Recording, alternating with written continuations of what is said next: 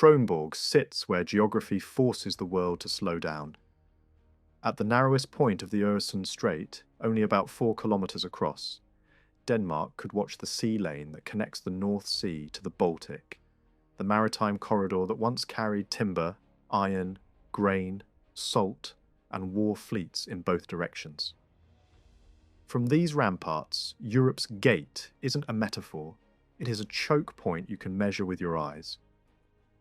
The fortress began as Krogan in the early 15th century, built under King Eric of Pomerania to make a political idea physically unavoidable. Every ship passing through would pay. The sound dues introduced in 1429 forced foreign vessels to stop at Helsingør, declare cargo and hand over money to the Danish crown, an act of submission repeated thousands of times, year after year. Refusal was not a debate. Coastal guns could compel compliance. The strait itself became a toll booth, and Kronborg was the lock on the door. That revenue reshaped what strategy meant. Kronborg was not only a military fortification, it was an economic engine that funded a kingdom. Contemporary accounts emphasize just how important the tolls were to Danish state income in the 16th and 17th centuries, turning the castle into a lever that moved national policy. Control of this narrow waterway meant Denmark could convert geography into cash, and cash into ships, soldiers, and diplomacy. In the late 16th century, the medieval stronghold was transformed into a Renaissance showpiece under King Frederick II. Rebuilt from 1574 to 1585 as a palace castle that could intimidate and impress at once. 4 wings enclosed a grand courtyard. Bright sandstone facades, towers, and spires broadcasted royal confidence to every passing mast on the horizon. It was power that could speak 2 languages simultaneously, canon logic for captains who hesitated, and architectural splendor for envoys who took notes. The castle's interiors carried the same dual purpose. The Great Hall, famously long and designed for spectacle, was a room where feasts doubled as political theatre, demonstrating that the crown could afford magnificence because it controlled the sea lane outside. Even the building's ornamental richness, sandstone decoration, gleaming roof lines, carefully staged symmetry, functioned like propaganda carved into architecture, insisting that order at the border was mirrored by order at the centre of the state. War still found its way in. A major fire in 1629 damaged much of the castle, and rebuilding followed under Christian IV, restoring Kronborg's role as both fortress and symbol. Then came the brutal reminder that gates can be forced. In 1658, Swedish forces besieged and captured Kronborg, and valuables were taken as war booty. The event exposed defensive weaknesses and pushed Denmark towards stronger fortifications because at Europe's gate, losing the lock even briefly meant losing leverage over the entire corridor. Yet Kronborg's most famous conquest happened without an army. Shakespeare's Hamlet reimagined Helsingør as Elsinore, turning the castle into a mental landscape of suspicion, surveillance, and political dread. That association clings to the place because it fits. A fortress that once monitored ships and extracted tolls naturally becomes a stage for whispers, plots, and the feeling that someone is always listening behind the next door. The castle's cultural afterlife is not separate from its strategic life. It is an echo of the same atmosphere, translated into drama. Today, Kronborg stands as a monument to how a state can weaponize location. UNESCO recognition frames it as an outstanding Renaissance castle and a site of immense symbolic value tied to Northern European history, while its setting still explains everything at a glance. A narrow channel, 2 shores, and a fortress built to turn the passage into permission. What once functioned as enforcement now functions as memory, but the underlying logic remains visible. Stone and sea cooperating to make control feel inevitable. At the Öresund, distance collapses into control. The strait narrows until ships are forced into predictable lanes, and predictability is where authority thrives. From its position at Helsingør, Kronborg did not need to chase fleets or project power far outward. It waited. Masts appeared on the horizon, courses adjusted, anchors dropped. The sea itself became a corridor of compliance, shaped by shoreline, current, and the knowledge that guns on land could speak louder than flags at sea. Control here was exercised through interruption, rather than pursuit. Vessels were compelled to stop, declare cargo, and submit to inspection, turning passage into a ritual of acknowledgement. This pause mattered. It transformed movement into negotiation and commerce into obligation. Kronborg's presence converted a natural bottleneck into a political threshold, where sovereignty was reaffirmed, ship by ship, day after day, without the drama of battle. Artillery defined the terms. Batteries were positioned to command the shipping lane at close range, not for long-distance duels, but for certainty. The message was simple and credible. Refusal would be costly. The geometry of fire overlapped the geometry of the strait, aligning technology with terrain. In this alignment lay efficiency. Few shots needed, few ships lost, maximum compliance achieved. Power was measured not by destruction, but by how rarely destruction was required. Administration amplified force. Ledgers, toll schedules, inspections, and standardized procedures turned coercion into routine. Officials recorded tonnage and cargo types, assessed dues, and enforced rules that applied equally to rivals and allies. The system's strength lay in repetition. Each successful transaction normalized control, embedding it into maritime habit. Over time, sailors planned routes and budgets around the expectation of stopping at the strait, proof that authority had become infrastructure. The economic consequences were transformative. Revenues from the passage funded fleets, its fortifications and diplomacy, allowing the crown to convert geography into sustained state capacity. Control of the Öresund was not a single advantage, but a multiplier. Income strengthened defences, defences secured income. The fortress thus sat at the centre of a feedback loop, where money, guns, and legitimacy reinforced one another, stabilizing power across generations. Diplomacy unfolded under the shadow of this control. Foreign powers negotiated exemptions, rates, and privileges, acknowledging the strait's gatekeeper even as they contested it. Treaties and protests circled the same reality. The narrow sea could not be widened by argument. Kronborg's leverage shaped regional politics by setting the cost of access, turning maritime necessity into bargaining power without requiring territorial expansion.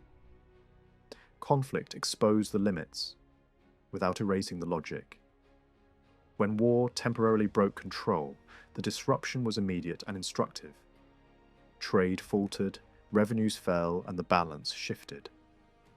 Restoration of authority focused first on the strait, not inland conquests. The priority revealed the hierarchy of needs. Command the passage and the rest can be negotiated. Lose it, and every negotiation weakens. Even the castle's architectural language spoke to guardianship. Towers, curtain walls, and the disciplined symmetry of later rebuilds broadcast vigilance and permanence to passing crews. The fortress did not hide. It announced itself. Visibility functioned as deterrence, reducing the need for action by ensuring that action was expected. The sea lane remained open, but never neutral. Wealth at Kronborg did not come from conquest alone. It arrived steadily, hull by hull. The Sound dues transformed routine maritime movement into royal income, turning geography into a dependable revenue stream. Every ship passing between the North Sea and the Baltic was compelled to pause, declare cargo, and pay. That pause mattered. It converted the uncertainty of trade into a predictable fiscal rhythm, one that filled ledgers with numbers and treasuries with coin, season after season. Trade through the Øresund was not marginal commerce. Timber for shipbuilding, iron for weapons, grain for cities, tar, hemp, and salt flowed through the strait in volumes that defined Northern Europe's economy. By placing a toll at this bottleneck, the Danish crown inserted itself into every transaction without owning the goods or risking capital. Royal wealth accrued not from market speculation, but from guaranteed participation in circulation itself. Control of passage became a form of ownership. Administration made the system credible. Standardized rates, inspections, receipts, and records reduced disputes and normalized payment. Captains learned to budget for the toll as a fixed cost, a sign that authority had matured into infrastructure. This predictability was power. It minimized resistance and maximized compliance, allowing revenue to scale with trade growth, rather than with military expansion. The crown's prosperity thus rose alongside the region's commerce, binding state finance to maritime vitality. That prosperity demanded expression. Kronborg's transformation into a Renaissance palace fortress underlined a crucial point. Wealth must be seen to be believed. The castle's rebuilt form spoke in the architectural language of the Northern Renaissance: symmetry, proportion, and ornament translated into stone. Sandstone facades, corner towers, and a disciplined courtyard announced that income from tolls had been converted into order, culture, and permanence. Northern Renaissance splendor differed from its southern counterparts by adapting classical ideals to colder climates and defensive needs. Ornament was assertive but controlled, integrated with fortification rather than layered on top of it. At Kronborg, beauty did not replace military logic, it refined it. Decorative elements framed power rather than softened it, signalling that the state could afford refinement precisely because it controlled the sea lane outside. Interiors continued the argument. Grand halls hosted ceremonies where feasts doubled as fiscal theatre, making abundance visible to diplomats and nobles. Long tables, rich ceilings, and controlled vistas turned wealth into atmosphere. The message was implicit. A crown that could maintain such spaces could also maintain fleets, defences, and diplomatic commitments. Splendour functioned as creditworthiness, rendered in architecture. The relationship between tolls and taste formed a feedback loop. Income funded architecture. Architecture reinforced legitimacy. Legitimacy stabilized compliance with the tolls. Foreign visitors understood this intuitively. Passing ships saw cannon and paid. Envoys saw splendor and negotiated. Both experiences pointed to the same conclusion, that the crown's authority rested on a system where money, control, and culture reinforced one another without spectacle or excess violence. Even disruptions revealed the system's strength. Fires, wars, and temporary losses of control exposed how dependent wealth was on the strait, prompting renewed investment in fortifications and display once authority returned. Rebuilding emphasized the same Renaissance vocabulary: reaffirming continuity.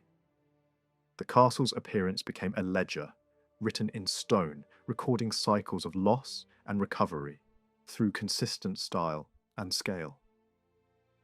Kronborgs began as a hard-edged answer to a geographic problem.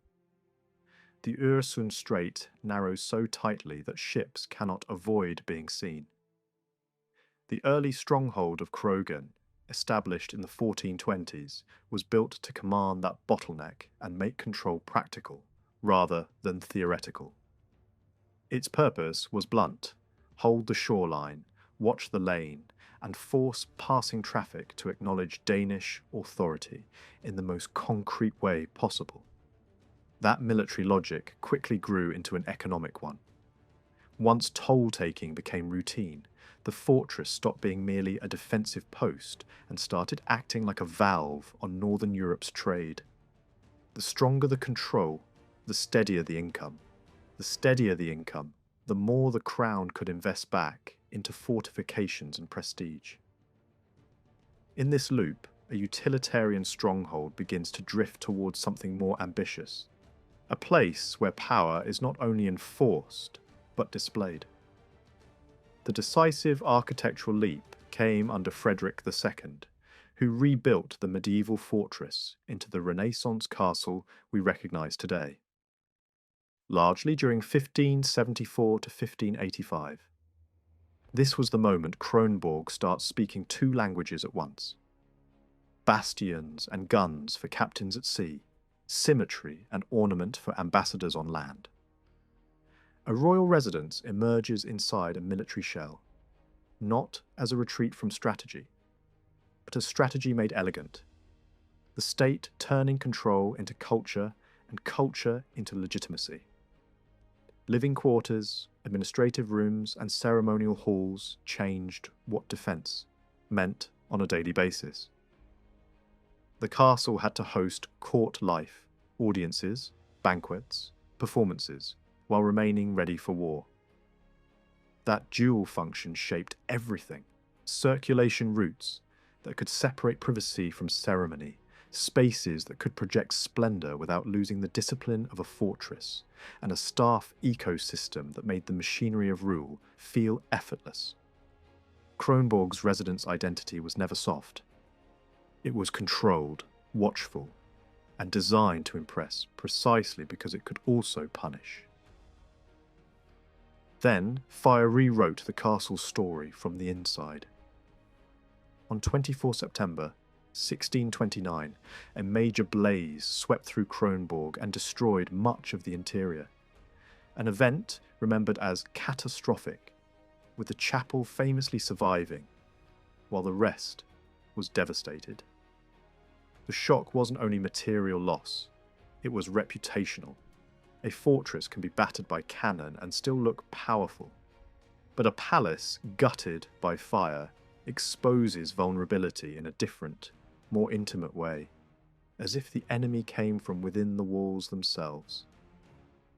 Rebirth came through reconstruction under Christian IV, who rebuilt the castle after the fire, restoring its essential form while leaving his own mark on the renewed interiors and symbols of hierarchy. Rebuilding here was not a neutral repair job, it was a political act. To reconstruct almost exactly as before was to insist that authority could be interrupted but not erased, and that the crown could absorb disaster without surrendering the story of permanence that the castle was built to tell. War delivered the second great rupture. In 1658, during the Dano-Swedish conflict, Kronborg was besieged and captured, and valuable items were taken as war booty. The event mattered far beyond the loss of objects. A gatekeeper castle that falls, even briefly, loses the aura that makes tolls and obedience feel inevitable. The capture turned Kronborg into a lesson the Danish state could not ignore. At a choke point, symbolism and strategy are fused, and defeat damages both at once. After these shocks, fire and occupation, the castle's identity becomes layered rather than singular. It remains a fortress because the location demands vigilance. Yet it also remains a royal residence in memory and design, carrying the imprint of court life even when priorities shift. Rebirth is not just rebuilding stone, it is the repeated reinvention of what the place means. From coercion to ceremony, from ceremony back to defence, and eventually toward heritage, where visitors read the scars and restorations as part of the architecture's message rather than flaws to hide. Elsinore in Hamlet feels like a place built for listening, corridors that carry footsteps, walls that keep secrets, a cold sea wind that makes every whispered plan sound sharper. Kronborg didn't have to be Shakespeare's literal blueprint to become his perfect setting. The castle's real purpose, watching, stopping, taxing, and controlling movement, matches the play's atmosphere of surveillance and suspicion so closely that the name Elsinore clings to Kronborg like an extra layer of stone. The Danish site itself embraces this link, openly describing how the castle was immortalised as Elsinore in Shakespeare's tragedy. The literary power works because Kronborg already operated like a stage for authority. It sits at the narrowest practical gateway between the North Sea and the Baltic, where ships cannot pass unnoticed. A fortress here doesn't need romantic legends to feel consequential. Geography gives it a job. Whoever holds the shoreline holds the flow of trade, and in early modern Northern Europe, that flow meant money, supplies, and strategic leverage. Kronborg's location made it a mechanism, not just a monument. That mechanism became ruthlessly efficient with the sound dues. Introduced in 1429 by King Eric of Pomerania, the toll system forced foreign vessels to pay for passage through the Øresund, turning routine shipping into royal income.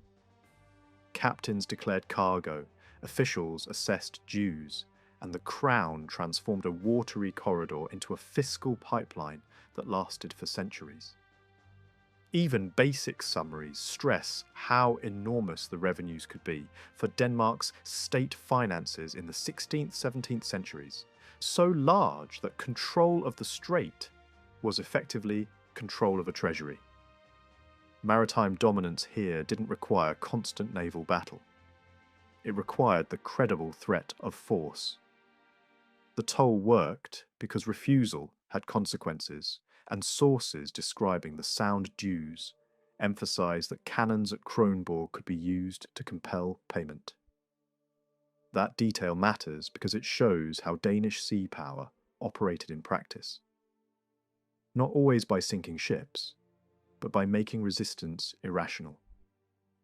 The goal was compliance, repeated thousands of times, until stopping at Helsingør felt as inevitable as the tide. When Kronborg was rebuilt into a grand Renaissance castle under Frederick II, construction beginning 1574, the crown converted maritime control into visible splendour. This wasn't decoration for its own sake. A ship approaching the strait would see more than guns. It would see a state confident enough to invest in magnificence at the very point where it demanded obedience. UNESCO's own framing highlights Kronborg as an outstanding Renaissance castle with major significance for Northern Europe, exactly because it wasn't merely pretty. It performed strategic authority. This is where Hamlet's castle and Danish power fuse into one image. In the play, the court is full of ceremony, but ceremony is always shadowed by threat, and banquets beside danger, formal speeches beside spying. That's also how Kronborg worked historically. A royal residence and a fortress at the same time, projecting refinement while controlling a choke point. Even without quoting Shakespeare, the building's identity fits the drama. It is a place where politics feels personal, and where a single decision can echo outward across the sea lanes. The castle's fame as Elsinore also reshaped how people read Danish dominance. Instead of remembering only the tolls and cannons, audiences remember mood, fog, cold stone, the feeling of being watched. That mood becomes cultural proof of power, an emotional memory layered onto the strategic facts. Modern Kronborg programming and public storytelling lean into this connection, keeping the Shakespeare association alive not as trivia, but as a way to translate state power into something instantly felt by visitors. Even in today's heritage framing, the old function remains visible. UNESCO lists Kronborg as World Heritage, inscribed 2000, and emphasises its importance as a Renaissance castle that played a key role in the region's history. A careful way of saying this building mattered because Denmark could control passage, collect wealth, and project authority from the sea inward. The ships pass freely now, but the setting still explains the past in one glance. 2 shores, a narrow channel, and a fortress that once turned navigation into permission. Down in Kronborg's casemates, the air changes first, cooler, heavier, damp enough to make stone feel like it's breathing. This is where the castle's most famous sleeping guardian waits, Holger Danske, a national legend turned into something you can stand beside in near silence. The story is simple and powerful. Denmark is protected, even when no one is watching, because a warrior is said to sleep beneath the fortress until the day the country truly needs him. Visit narratives still frame him exactly that way. Asleep, waiting, destined to wake in a crisis. The statue itself is part of the myth's modern life, and its material history fits the underground setting almost too neatly. Kronborg's own site explains that the large figure in the casemates is a cast of a bronze statue created by Danish sculptor H.P. Pedersen Dan in 1907. A first cast was made in plaster, but the casemate's high humidity destroyed it, so the version visitors see today was made in concrete in 1985. A practical solution that also makes the legend feel more permanent, heavier, harder to erode. Underground myths grow best in places built for war. Casemates were never designed to charm, they were built to hold soldiers, supplies, and artillery protection, spaces where sound travels strangely and shadows don't feel decorative. In that environment, folklore doesn't need elaborate proof. The idea of a hidden defender matches the logic of a fortress that once enforced control over the Øresund.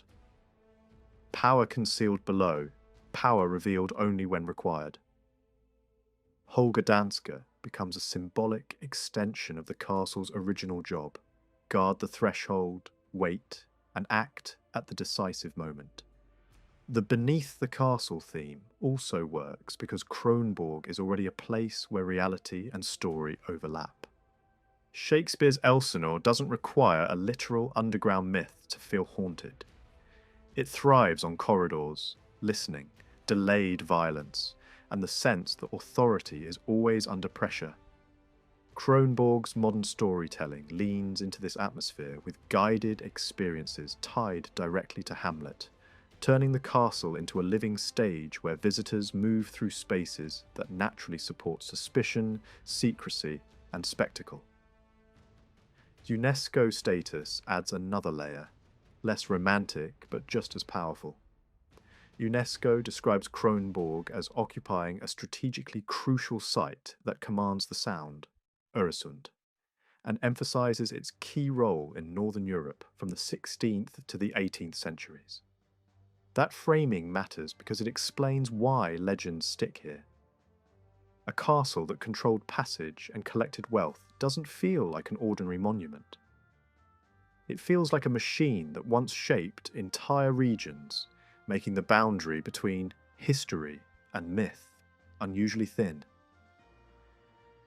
Modern Kronborg is built around that mix.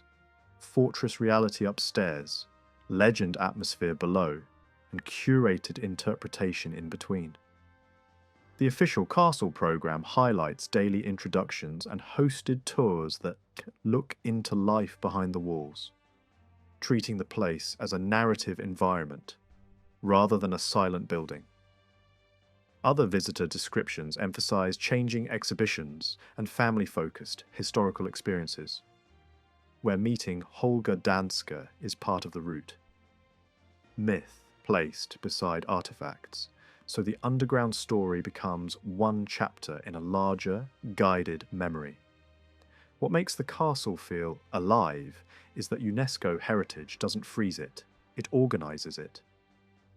Kronborg's past as a toll fortress is repeatedly translated into modern experiences. Exhibitions about ships paying gold, tours that connect architecture to power, and programming that reactivates the Hamlet identity without turning the site into pure theatre. The result is a place where you can move from artillery logic to literary mood to national myth in a single visit, each layer reinforcing the next rather than competing with it. Holger Danske remains the perfect final or first encounter because he turns the castle's deepest message into one human shape. Vigilance that never fully sleeps. A fortress at a choke point once relied on guns, paperwork, and routine to make passage feel unavoidable. The legend reframes that same idea as fate and protection, lodged under the stone where visitors instinctively lower their voices. In a modern UNESCO site, that's living heritage at its sharpest. History explained above ground and meaning felt below it.